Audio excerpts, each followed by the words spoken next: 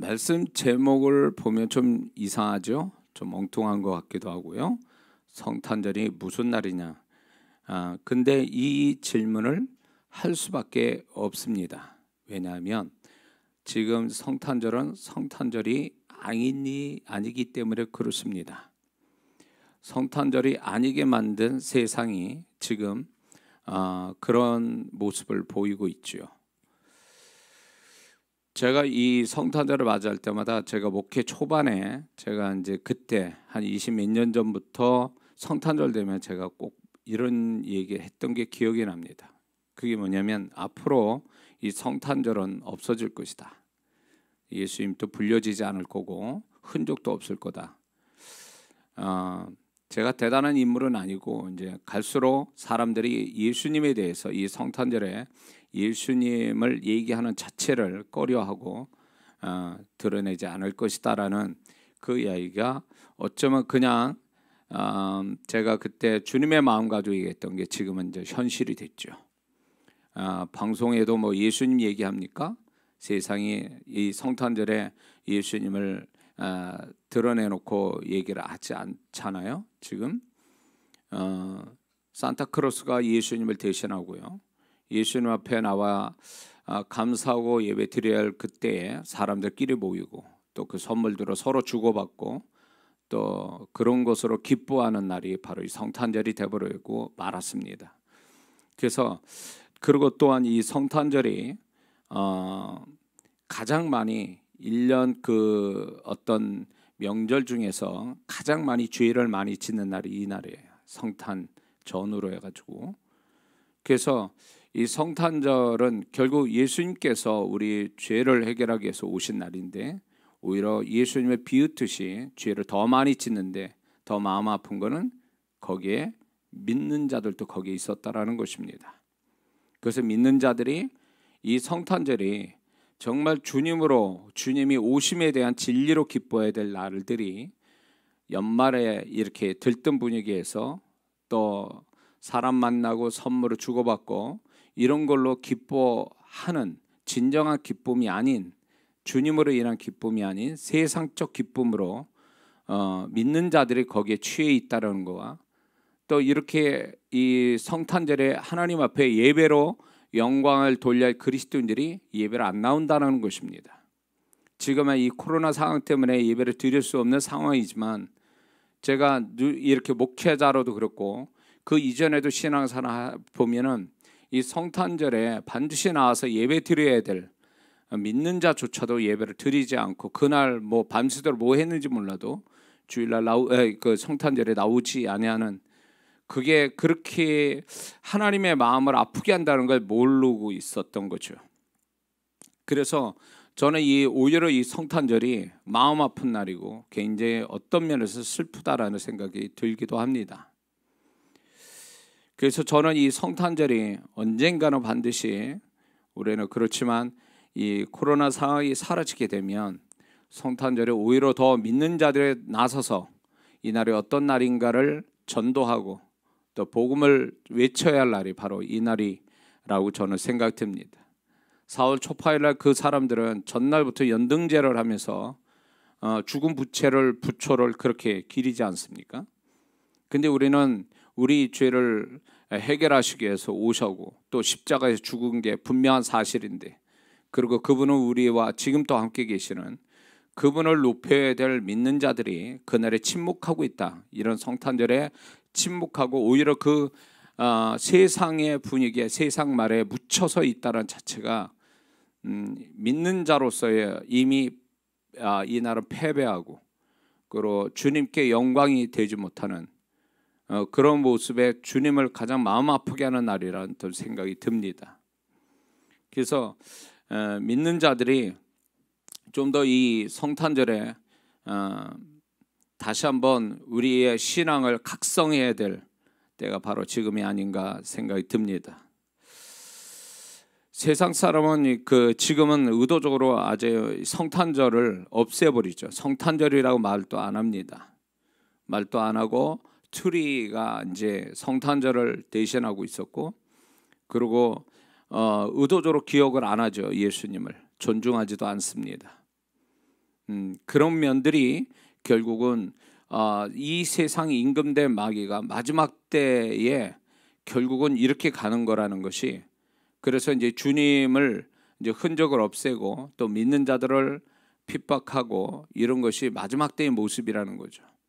그래서 우리는 이럴 때에 더 신앙생활을 정말 그리스도인의 정체성을 가지고 신앙생활을 바로 하지 않으면 세상이 묻혀버려서 이제 세상 사람도 인정 안 하고 하나님도 인정 못 받는 불쌍한 그리스도인으로서 전락할 수 있다는 걸 우리는 분명히 깨달아야 될 줄 믿습니다. 이 성탄절은 정말로 예수님이 오신 날입니다.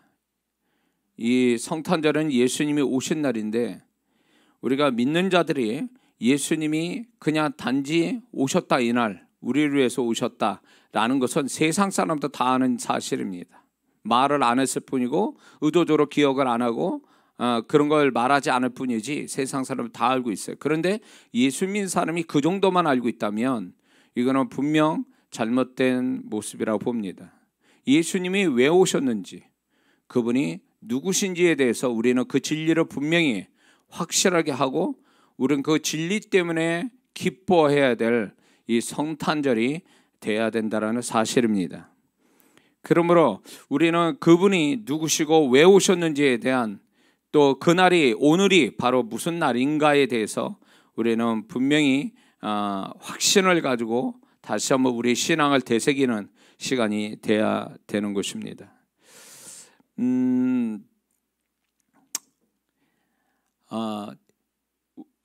저는 이 연말쯤에 돼가지고 이제 끄트물에 와서 성탄절이 있다는 게 굉장히 저는 불만이고, 어떤 면에서는 좀 한편으로 불쾌하기도 해요. 예수님의 그 오신 날이 사실은 또 뭐 많은 분들이 이제 뭐 얘기하기를 25일에 아니다라고 얘기를 하는데, 저도 거기에 동의를 합니다.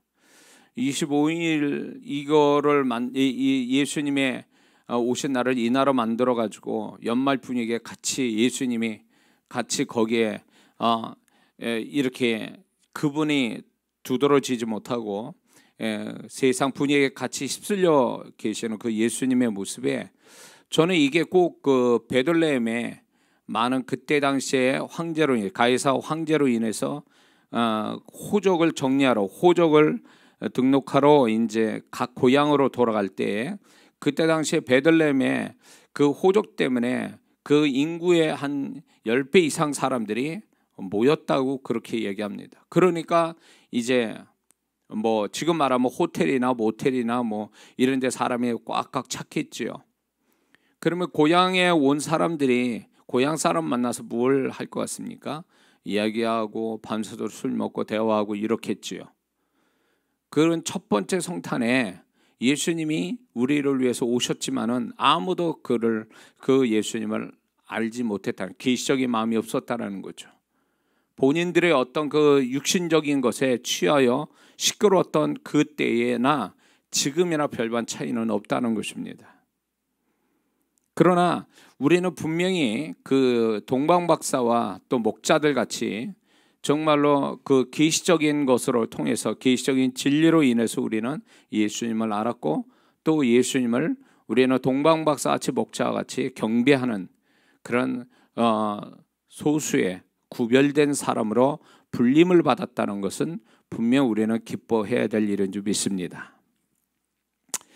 자, 이 성탄은 예수님이 오신 날이지만 동시에 예수님이 오신 그 어떤 의미와 함께, 또한 이 날은 예수님이 오신 모양을 통해서 믿는 자가 어떻게 살아야 되는지, 우리가 어떤 모습으로 살아야 되는지 하나님께서 강력하게 우리에게 메시지를 던지는 날이기 때문에, 우리는 단지 예수님이 오셨다라는 것만 보지 말고 그 예수님이 오시는 그 모습을 통해서 우리가 정말 예수님 같은 모습으로 살아가야 되고, 또 주님이 나를 따르라고 하신 그 말씀에 우리가 진정 예수님의 제자라면 예수님의 그 모습을 그대로 담고 그 발자취를 따라가는 게 진정한 그리스도인의 모습이기 때문에 우리는 그렇게 살아야 될 운명이고, 또 그렇게 살아야 되는데 어떻게 살아야 될지를 이 예수님이 오신 모습을 통해서 우리에게 강력하게 하나님은 우리에게 가르쳐주고 계신다는 것입니다.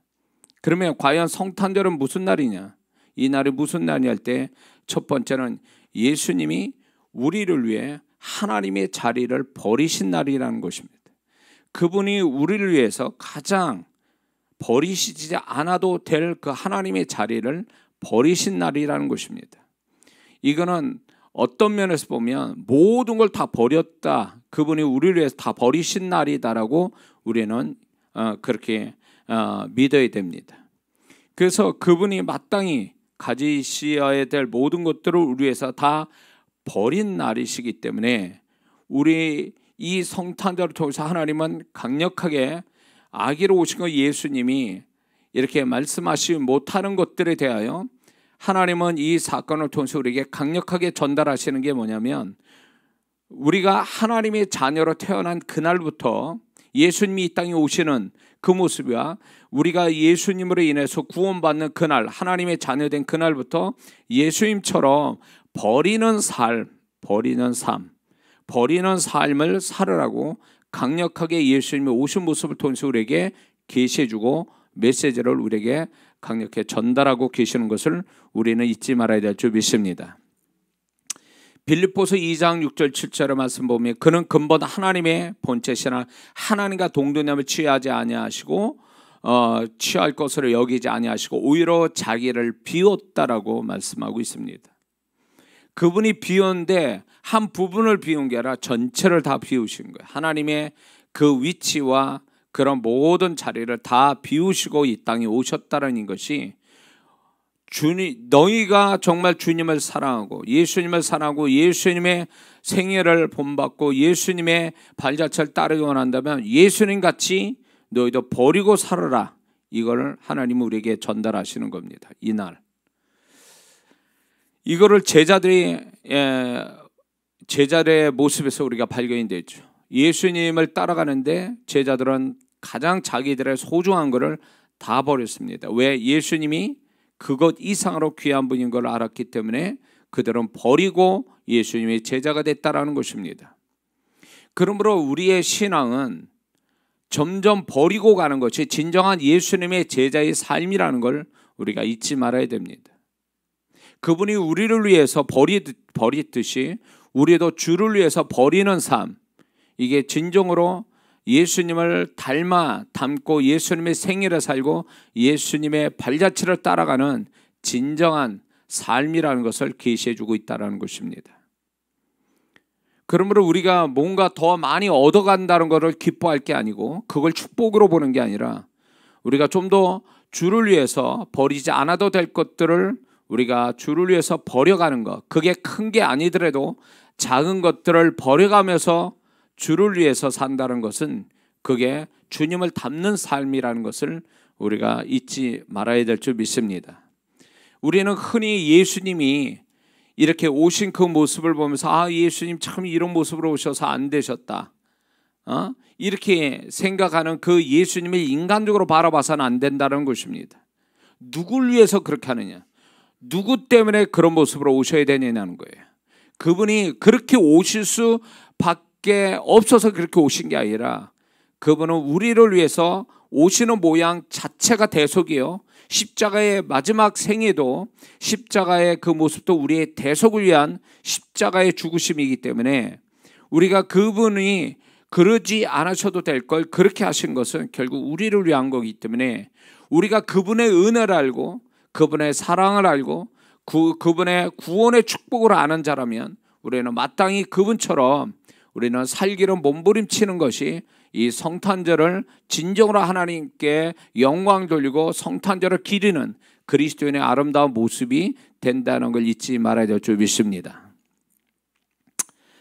두 번째는 성탄절은 무슨 날이냐면 예수님이 아버지 뜻에 절대 순종하신 날이라는 것입니다. 아담과 하와가 타락함으로 인해서 그때로부터 하나님 아버지는 우리를 구원하기 위해서 예수님을 준비하셨고 그 구원을 이루시기에는 하나님의 뜻이 수천 년을 지나서 그 뜻을 가지고 계실 때 예수님이 그 아버지의 뜻에 자원하여 그 뜻에 순종하시고 오신 날이 이 날이라는 것입니다. 믿으십니까? 예수님이 요한복음 8장 38절 39절에서 이렇게 말씀하십니다. 내가 하늘로서 내려온 것은 내 뜻을 행하려 함이 아니요 나를 보내신 이의 뜻을 행하려 함이니라. 예수님이 죽으실 때도 이렇게 말씀합니다. 마태복음 26장 39절에 내 아버지여 겟세마네 동산에서 기도하실 때 내 아버지여 만약 할 만하시거든 이 잔을 내게서 지나가게 하옵소서. 그러나 나의 원대로 마옵시고 아버지의 뜻 원대로 하옵소서. 이렇게 하나님 앞에 기도하고 있었고, 빌립보서 2장 8절에는 이렇게 말씀합니다. 자기를 낮추시고 죽기까지 복종하셨으니. 아버지 뜻 앞에 그분이 겟세마네 동산에서도 처음으로 그 예수님의 뜻을 나타냈지만 아버지 뜻하고 틀린 부분에 그 예수님이 결국 아버지 뜻에 순종합니다.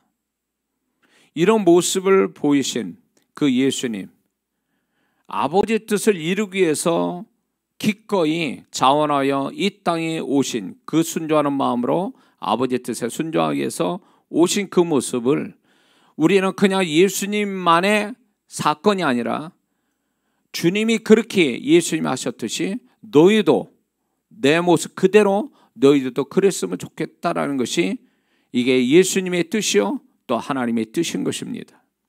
그러므로 우리는 이 날에 무엇을 결단해야 되냐면 내 뜻대로 살아가는 것이 아니라 내가 점점점 아버지의 뜻이 뭔지 하나님의 뜻이 무엇인지를 알고 그 뜻에 우리가 내 뜻을 버리고 그분의 뜻 앞에 기쁘게 자원하여 그 뜻 앞에 순종하는 것, 이게 이 성탄절에 우리가 결단해야 될 모습이라는 사실입니다. 오늘날 많은 그리스도인들이 신앙생활했지만 그게 자기 뜻을 성취하기 위해서 예수님을 찾고 교회를 찾는다면 그 사람은 진정한 예수님의 제자도 아니요 하나님의 자녀의 모습도 아니라는 것입니다. 예수님이 그렇게 이런 모습으로 오신 것은 결국 아버지 뜻을 성취케 하시기 위해서 오신 것처럼 우리가 점점 갈수록 내 뜻은 소멸되고 하나님의 나를 향하신 뜻을 내가 기쁘게 받아들이고 자원해서 그 뜻에 순종하는 것이 진정한 예수님의 발자취를 따른 자요, 예수님의 생애를 사는 자요, 예수님과 동일한 어떤 삶을 산다는 걸 우리가 잊지 말아야 될 줄 믿습니다. 주님의 오심이 주님만의 오심이 아니라는 것입니다. 주님의 오심을 이렇게 하나님께서 자세히 기록해 놓은 것은 그것은 결국 우리가 그렇게 살아야 될 운명을 가지고 예수 믿는 자이기 때문에 그렇게 살기를 바라시고 제시해 준 거라는 것을 우리가 잊지 말아야 됩니다. 세 번째는 성탄절이 무슨 날이냐 할 때 예수님이 하나님 아버지께 모든 것을 맡기신 날이라는 것입니다. 왜냐하면 예수님이 사람의 몸, 그것도 아기의 모습으로 이 땅에 오셨다라는 것은 대단히 굉장히 쇼킹한 일입니다. 거기에다가 이 땅은 무슨 땅입니까? 죄와 마귀가 드글거리는 땅, 굉장히 위험한 땅이죠. 여기에 예수님이 그것도 육신의 연약함을 또 육신적으로 볼 때 굉장히 모자람이 많은 그런 곳에서 오셨다라는 것이 굉장히 그것은 쇼킹한 일이라는 거죠.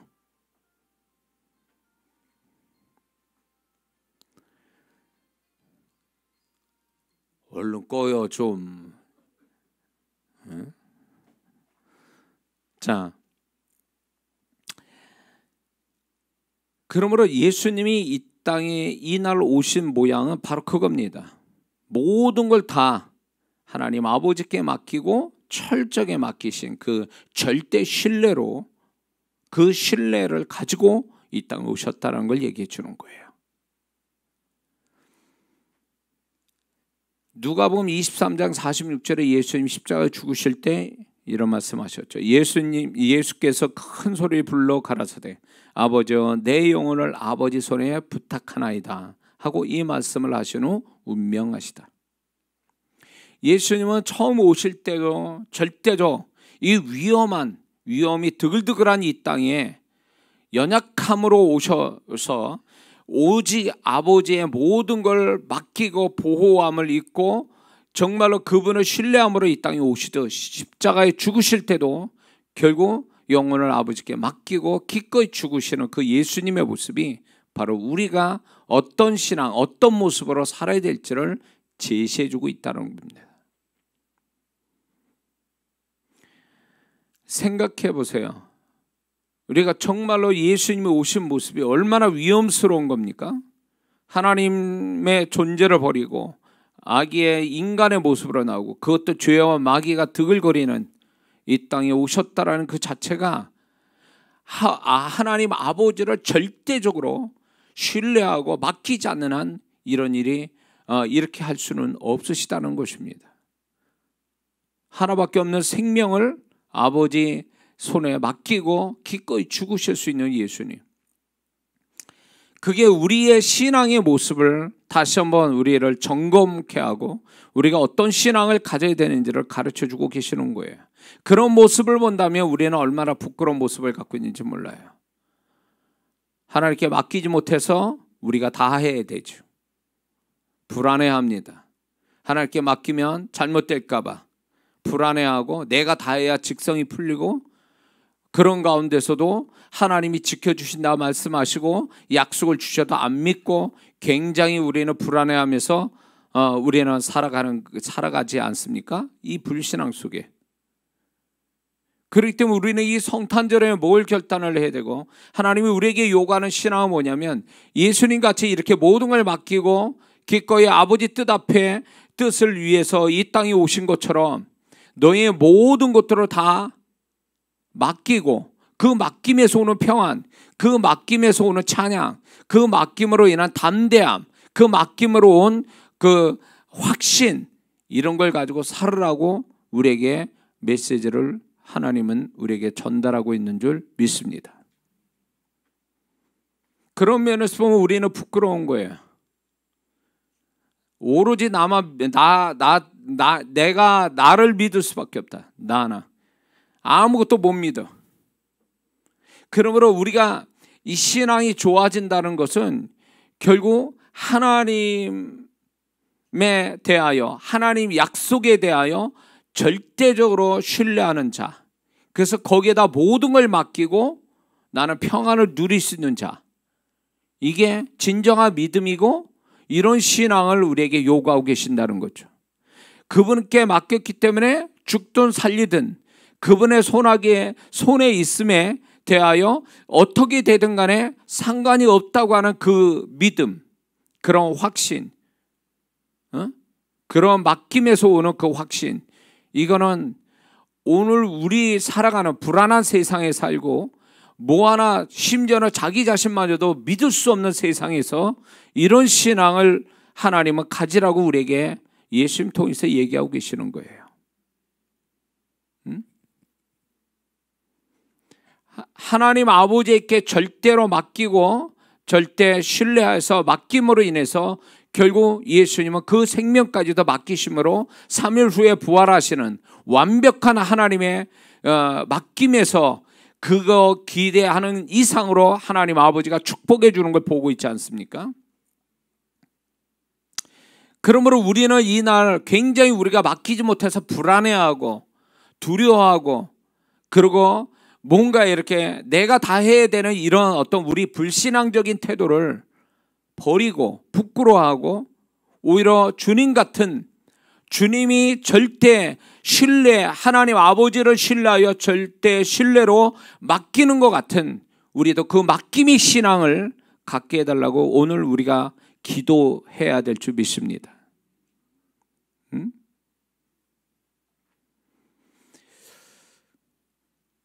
네 번째는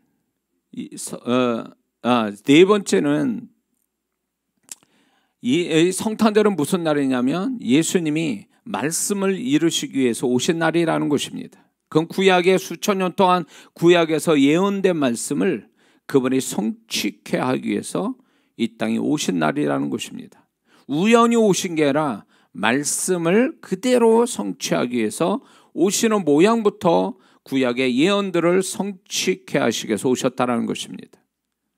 그리고 그분의 죽으심도 결국 구약의 예언된 말씀을 성취하기 위해서 십자가의 고통 속에서도 말씀을 기억하여 그 말씀을 응하게 이루시기 위해서 고백하는 장면이 나옵니다. 요한복음 19장 28절에 이후에 예수께서 모든 일이 이미 이룬 줄 아시고 성경으로 응하게 하려 하사 가라사대 내가 목마르다 하시니, 그분이 그 십자가의 고통 속에도 하나님의 구약의 예언된 말씀을 이루시기 위해서 예수님은 모든 것에 성경을 이루어 가시는 어떤 모습을 보여주고 계시는 거죠. 그분이 왜 가난한 그것에 오셔야 되고, 또 그분이 왜 그런 모습으로 이 악의 모습으로 오셔서 그런 일을 당하시는 모든 것들이 결국 보면 하나님이 구약에 예언한 말씀을 성취하기 하기 위해서 그분은 결국 그것을 이루기 위해서 오신 어떤 모습들이라는 것입니다. 그러므로 우리 성탄절은 우리에게 예수님을 믿고 하나님의 자녀된 그날부터 예수님처럼 말씀을 이루는, 말씀을 증명하는 삶을 사는 것이 마땅하고 우리가 그걸 위해서 결단하는 날이 바로 이 날이 되어야 될 줄을 믿습니다. 우리가 예수님은 몸소 친히 이 땅에 오시면서 하나님 아버지의 말씀이 부끄럽게나 아니 그 말씀을 거짓말로 만드시지 않기 위하여 그 말씀대로 다 응하기 위하여 오셨다라는 것입니다. 그래서 아버지를, 그 예언된 말씀을 성취하여 아버지를 영화롭게 한 것처럼 우리가 살아가는데 하나님의 말씀대로 살아가는 것, 그것이 하나님 아버지를, 말씀을 주신 하나님 아버지를 높인다는 걸 잊지 말아야 됩니다. 그런데 우리가 하나님의 말씀을 기억만 하고 그 말씀을 증명하거나 그 말씀의 실상을 나타나지 못한다면 말씀을 주신 하나님을 부끄럽게 하는 것이라는 걸 잊지 말아야 됩니다. 많은 그리스도인들이 지식으로만 말씀을 알고 있어요. 자기의 삶, 어떤 자기의 신앙을 통해서 말씀을 증명하는 신앙은 드물다라는 것입니다. 지식을 얘기하라면 많이 지식을, 하나님의 말씀의 지식을 말할 자들은 수도 없이 많은데 말씀을 증명한 걸 얘기하라 그러면 그 많은 사람들이 사라져버린다는 것입니다. 말씀은 지식의 대상이 아니라 말씀을 믿고 증명하고 실상, 말씀을 그대로의 실체로 드러내는 것이, 그게 우리가 해야 될 삶이고 그게 마땅한 그리스도인의 의무라는 걸 잊지 말아야 될 줄 믿습니다. 그런 면에서 봐서 예수님께서는 이 땅에 오실 때에 이미 지식으로만 갖고 계신 게 아니라 아버지의 말씀을 몸소 그 몸으로 또 행위로 그분이 이루시기 위해서 오셨다라는 것입니다. 그러므로 우리에게 하나님은 말씀하시는 거예요. 예수님은 내가 예언된 말씀을 성취하기 위해서 왔는데 너희들은 나의 말을 정말로 얼마나 네가 성취했느냐, 얼마나 그 이루기 위해서 네가 얼마나 액션, 얼마나 행위를 가졌는가를 우리에게 질문을 다시 하시는 거예요. 응?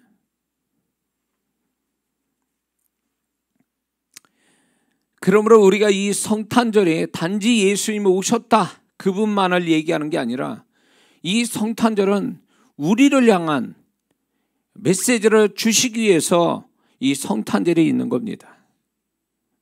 네? 가령 이런 거죠. 신앙생활 잘하다 천국 가신 분이 계세요. 그럼 나머지 사람들은 장례 절차라는 게 있죠. 장례라는 게 죽은 그분을 위해서 장례하는 겁니까? 산자를 위해서 장례하는 거잖아요.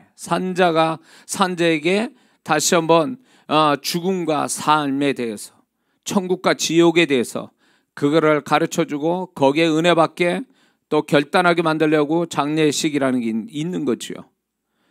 예수님이 우리에게 오신 것이 단지 예수님만의 그런 사실이나 그걸 기억하기 위해서 우리가 성탄절을 지내는 것이 아니에요. 그 성탄절은 결국은 우리가 어떻게 살아야 되고 예수님 모습을 통해서 우리는 어떻게 정말로 어떤 모습을 가지고 있는가를 비춰보기 위해서 이 성탄절이 존재되고 또 이 성탄절에 우리는 이런 메시지를 들어야만 한다는 것입니다.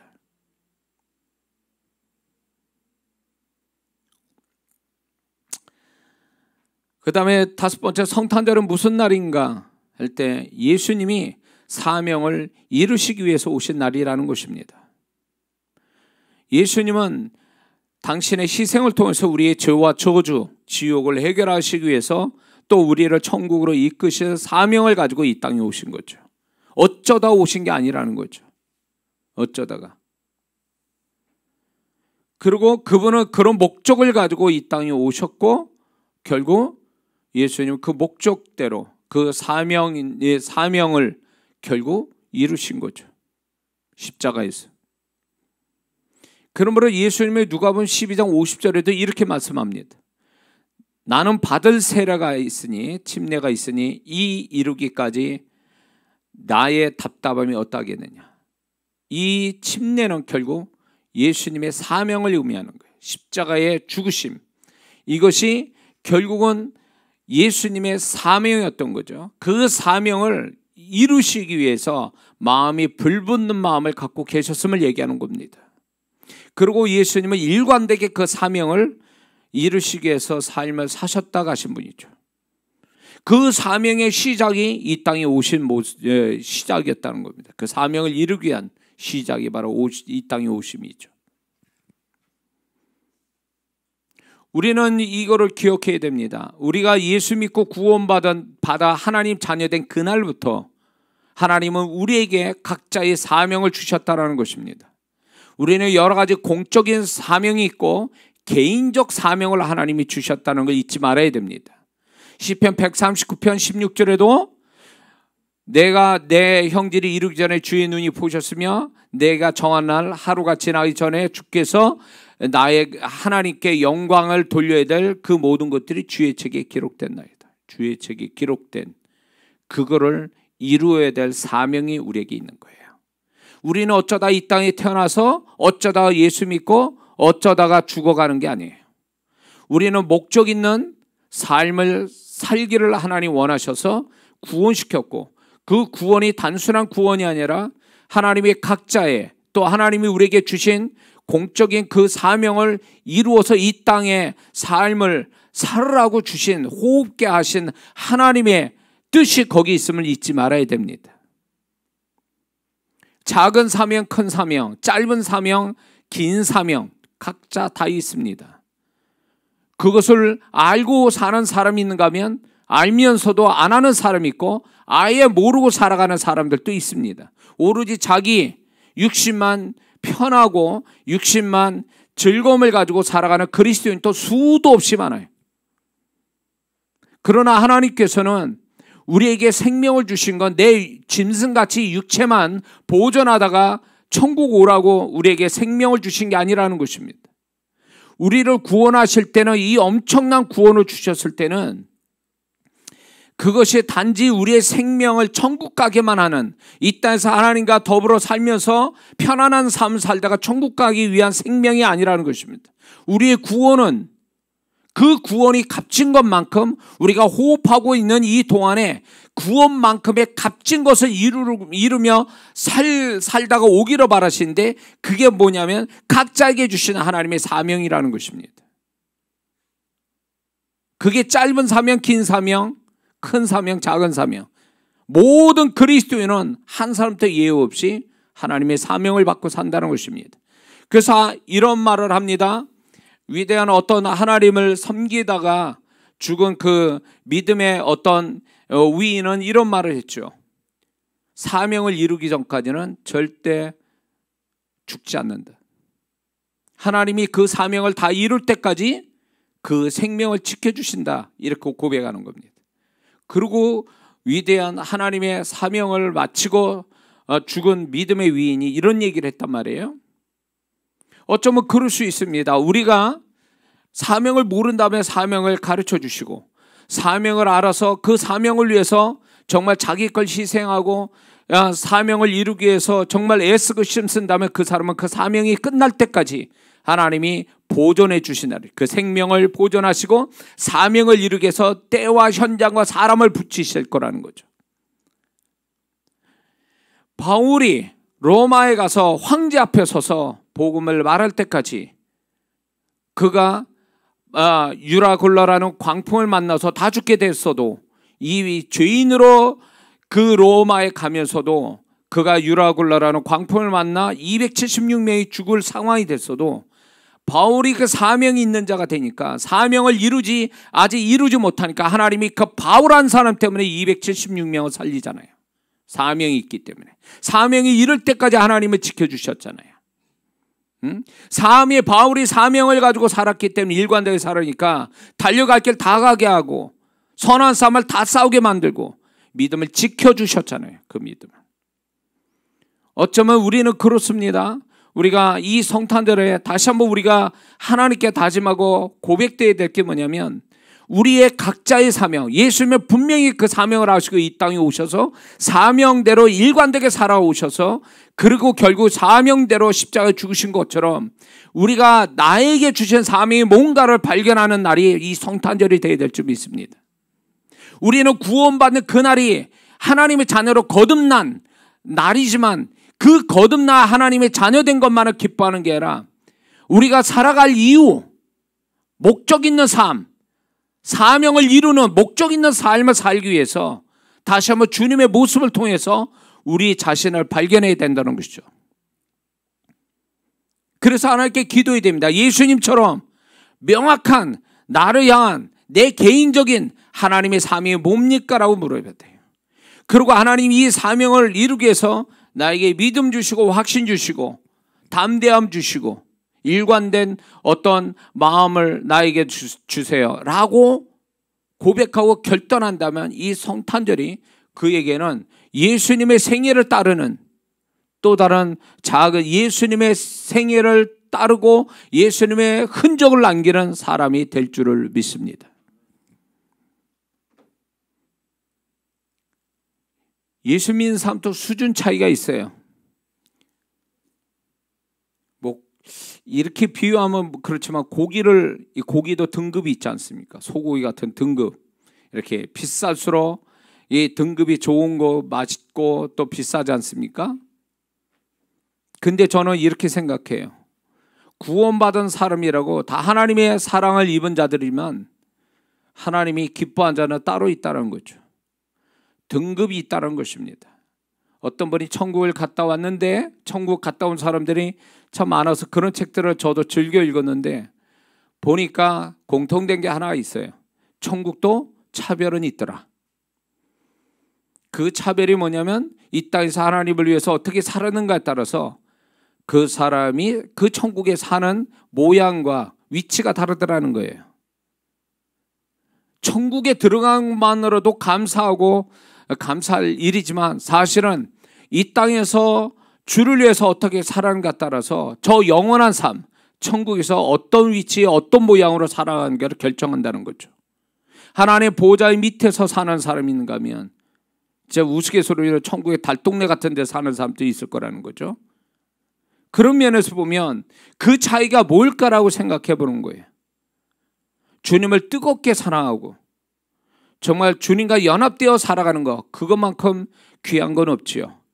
뿐만 아니라 이 땅에 살아가는 자기의 삶을 육신으로 살아도 될 삶을 하나님이 원하시는 그 사명을 이루기 위해서 그것 때문에 전전긍긍하면서 그것 때문에 자기 거를 다 거기다 쏟아 부으면서 살아가는, 자기의 삶을 자기 거로 보지 않고 하나님의 사명을 이루는 것으로 살아가는 그 사람이 이 땅에서는 어리석어 보이고, 그 사람이 어쩌면 죽을 때 아무것도 안 남긴다 할지라도 그 사람은 천국에서 엄청난 대우를 받는 사람이 된다는 거죠.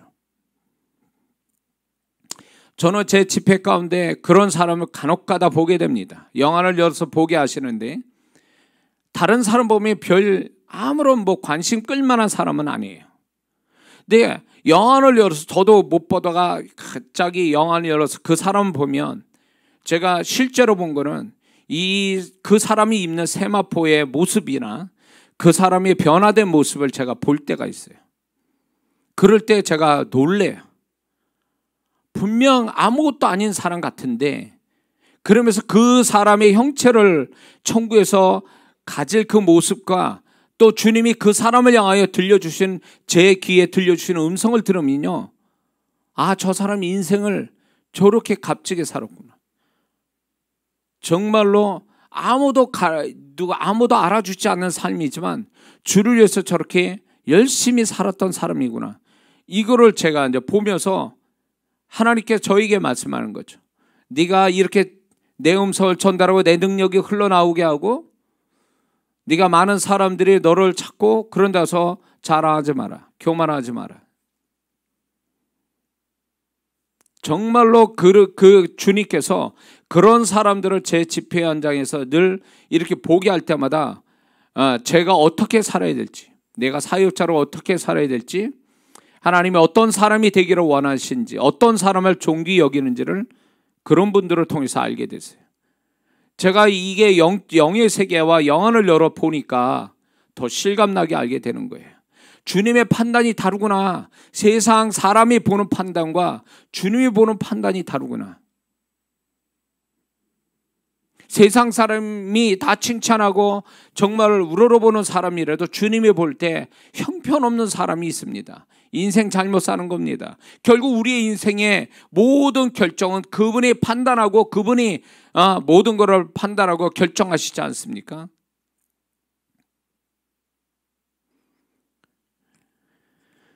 그러므로 우리는 이 성탄절을 통해서 세상 사람 같이 들뜨고 다른 방향으로 이상한 생각할 게 아니라 정말 이날에 주님의 오심을 보면서 정말 나도 정말 주님같이 일관된 사명을 이루는, 그게 뭐 다른 사람들 별거 아니더라도 정말 하나님은 나는 이곳에서 이런 사명을 주셔서 나는 열심을 다하여 이 사명을 이룬다라고 한다면 그 사람은 정말 잘 사는 사람이라는 걸 잊지 말아야 될 줄 믿습니다. 그게 사명이라니까 엄청난 무슨 뭐 죽고 사는 사명이 뿐만 아니라 정말 내가 교회에서 정말 다른 사람 못하는 그 하나의 일에 정말 나 아니면 안 된다는 그 사명감 가지고 일한다면 그 사람이 사명을 이루는 사람이죠. 그렇죠? 내가 아니면 저 사람이 누가 구원시키랴. 그 사람을 끈덕지게 가서 그 사람을 위해서 내가 모든 걸 정말 내가 시간과 물질과 몸을 써가며 그 사람을 도와서 그게 언젠지 몰라도 그 사람 구원시키려고 몸부림친다면 그게 그 사람의 사명을 지금 이루고 있는 거죠. 남이 알아주든 안 알아주든 그게 상관없어요. 하나님이 지금 내가 처해져 있는 상황에 어떤 위치에서 어떤 그 밟는 땅에서 하나님이 나에게 마음에 부담을 주고 어떤 그 감동을 주셔서 의욕을 주셔서 하게 하는 것, 그게 사명이라는 거죠. 그걸 이루는 거죠. 그런 사람은 그저 그렇게 자기 하나를 위해서 자기만을 위해서 살아가는 자하고 완전히 등급이 다른, 하나님 보실 때 완전히 다른 사람으로 보신다는 거죠. 그러므로 우리는 주님의 오심을 보면서 사명을 이루기 위해서 다 버리고 오신 그 주님을 보면서 우리 자신들도 정말 지금 이 상황에서 내가 이 상황 속에서 나는 작은 나의 사명을 이루고 있는지, 이루기 위해서 애쓰고 있는지를 다시 한번 돌아보는, 그래서 주님 닮기를 우리가 원한다면 사명을 이루는 자가 되게 해달라고 기도하는 것이 주님 닮는 모습이 될 줄 믿습니다. 마지막으로 성탄절은 무슨 날인가 할 때 예수님이 우리 위해 죽으시러 오신 날입니다. 누구나 다 인간은 태어나면 죽게 돼 있는 거죠. 그러나 예수님이 이 땅에 오신 거는 그냥 자연적으로 병들어서 나이 먹어 죽으러 오신 게 아니라는 거죠. 우리가 다 아는 것처럼 예수님은 죽으실 수 없는 하나님이세요. 그러나 죄로 죽을 우리를 살리시기 위해서 사람을 오셔서 우리 위한 죄 때문에 죽으시러 온 날이 바로 이 날이에요. 이 날에 세상은 예수님을 비웃고 있잖아요. 이 날에 죄짓고 이 날을 예수님이 의도적으로 기억하지 않고 찾지도 않는, 이건 주님을 비웃는 거죠. 예수님을 모독하는 날이에요. 이 날이. 그래서 이렇게 예수님을 못 오가는 이날에 믿는 자라도 예수님을 높여야 그분이 영광을 받으신다는 걸 잊지 말아야 됩니다. 예수님이 죽으실 수 없는 하나님이 죽으러 이 땅에 오셨다. 사람으로 이 땅에 오셨다. 이것만큼 위대한 게 없고 엄숙한 게 없는 거죠. 빌립보서 2장 8절의 말씀에 보니까 사람의 모양으로 예수님이 나타나시며 자기를 낮추시고 죽기까지 복종하셨으니 곧 십자가에 죽으심이라. 예수님은 자연적으로 죽으신 게 아니라 우리 위하여 십자가에 죽으신 거죠. 우리 대신해서 죽으신 겁니다. 그러므로 성탄절은 우리가 예수님 믿어 하나님 자녀된 그날부터 예수님처럼 우리가 순교자 정신으로 살아가기를 바라시고 우리에게 이 메시지를 하나님은 예수의 모습 통해서 우리에게 전하고 계신 줄 믿습니다. 우리가 예수님이 우리 위하여 죽으셨다. 다른 표현하면 우리 위해 순교당하신 거죠. 그것처럼 우리가 진정으로 예수님을 사랑하고 예수님의 생애를 산다면 예수님을 위한 순교자 정신으로 사는 것이 마땅하다는 것입니다. 물론 선교사가 돼서 선교지에서 순교당하는 선교사 분들도 많지만 우리가 그렇게 선교지로 가는 선교사가 아닐지라도 우리가 살아가면서 나를 죽이고 내 육신을 죽이고 정말로 주를 위해서 우리가 기꺼이 나를 드릴 수 있는 날마다 순교자적인 정신을 가지고 그 마인드를 가지고 살아가는 것, 그게 주님과 동일한 모습으로 살아가는 모습이 될 줄을 믿습니다. 주님도 이런 말씀했습니다. 누가복음 9장 23절에 아무든지 나를 따라오려거든 자기를 부인하고 날마다 제 십자가를 지고 나를 쫓아올 것이라. 자기를 부인하고, 자기 부인은 결국 우리의 죽음을 얘기하는 거죠. 우리의 죽음, 이 자아의 죽음, 이게 예수님을 닮아가는 모습이라는 사실입니다. 그러므로 우리 이 성탄절에 우리가 결단하고 주님 앞에 고백하여 영광을 돌려야 될 게, 주님이 우리를 위하여 죽으시러 오신 것처럼 우리도 주를 위해서, 내가 주를 위해서 날마다 순교의 정신으로 자기 부인하는 마음으로 살기를 원합니다. 살게 주옵소서. 이게 성탄절 하나님이 받기를 원하시는 우리의 기도의 모습인 줄 믿습니다. 그러므로 우리가 이 성탄절을 통해서 과연 예수님이 오셨는데 그 오심의 모양이 지금 이 6가지의 목적을 가지고 또 이 6가지를 이루시기 위해서 또 이런 모습으로 오신 예수님을 우리가 단지 예수님만 볼 게 아니라 우리 자신들이 다시 한번 예수님 같은 삶을 살기를 결단하는 그 날이 바로 오늘임을 우리가 잊지 말아야 되고, 우리도 각각 예수 믿고 구원받은 날이 언제인지 모르죠. 각각이 다 틀리죠. 그러나 그날부터 예수님이 이 땅에 밟으신 그 모습 그대로 우리가 구원받은 그날부터 그렇게 살기를 결단하고, 우리가 그렇게 완성되어 끝을 보지는 못할지라도 우리가 그런 방향으로 예수님 같이 살기를 몸부림치는, 그러다가 우리가 중간에 죽는다 할지라도 그게 결코 우리가 헛된 죽음이 되지 않고 정말로 하나님께 영광스러운 죽음이 될 수도 있는 줄 믿습니다. 그러므로 이 성탄절에 다시 한번 우리가 단순하게 예수님이 오셨다라는 것만 가지고 세상 사람 같은 지식으로 예수님을 바라볼 게 아니라 예수님이 어떤 모습으로 오셨는지에 대한 이걸 깊이 우리가 깨닫고 주님을 닮기를 결단하는 이 성탄절이 될 때에 그나마 우리로 인하여 이 성탄절의 영광을 우리 하나님이 또 우리 주님이 영광 받으신 줄 믿습니다. 기도하겠습니다.